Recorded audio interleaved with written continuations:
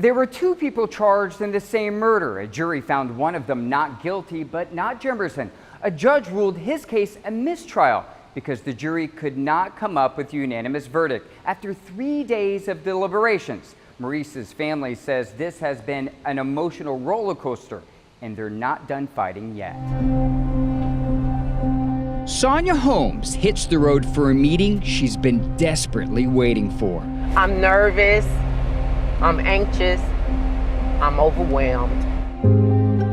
It's the first time she'll see her son Maurice Jimerson in person in more than 2 years. That's a long time, and I know once I get there, I won't be able to take my eyes off of it. The destination, a courtroom inside the Dougherty County Jail.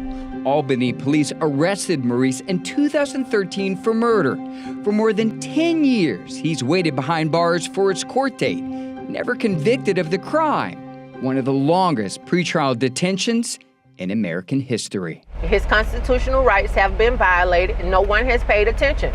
They put him in there and they forgot about him. In response to profiling her son's story on Atlanta News First in April, an attorney agreed to represent him for free, scheduling this hearing to ask a judge to dismiss the case, citing delays violate Maurice's Sixth Amendment right to a speedy trial. A jury acquitted 2 of his co-defendants years ago.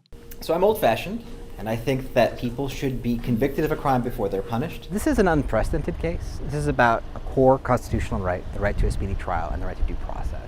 And when you see people denied that right, the public needs to know about it. Maurice took the stand too, explaining how detention impacted his mental health. So how long did you spend without seeing the sun? 2 years, 3 years. District Attorney Gregory Edwards says the delays were not his fault, blaming COVID-19 and a flood in the courthouse among the reasons. The bulk of the delay was something beyond the control of anybody. We've been making every effort to bring him to trial, so simple as that. After a full day of arguments, the judge decided not to let Maurice free. I wanted to touch him, and I still can't touch him. And I'm overwhelmed. You know I get overwhelmed. But that's not the end of Maurice's story. 10 days later, his long-awaited trial begins. A trial, ladies and gentlemen, is a search for the truth, whatever that may be. The DA telling the jury there's a witness who told investigators he saw Jimerson at the fatal shooting. That information is enough for you beyond a reasonable doubt to find these defendants guilty. His defense attorney reminding the jury that witness later recanted his story, admitting he lied. No cell phone location, no DNA, no fingerprints. Only one eyewitness who recanted his testimony.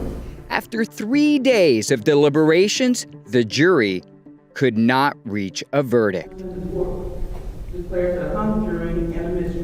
The judge declaring the case a mistrial, likely causing Jimerson to stand trial again, an outcome his mother did not want, but she's not giving up hope. It's not over. It's been 10 years. It should be over. But you know what? We've waited 10 years. I'm going to get to touch him. He's coming home. That's my hope. That's my prayer. The district attorney tells me he plans to take this case back to trial. He says he will get a guilty verdict the next time because he'll have more time to bring in witnesses he says links Jimerson to the murder. Jimerson's attorney tells me he plans to appeal this case to the Georgia Supreme Court, saying the 10-year delay to get to trial is in violation of his Sixth Amendment right to a speedy trial.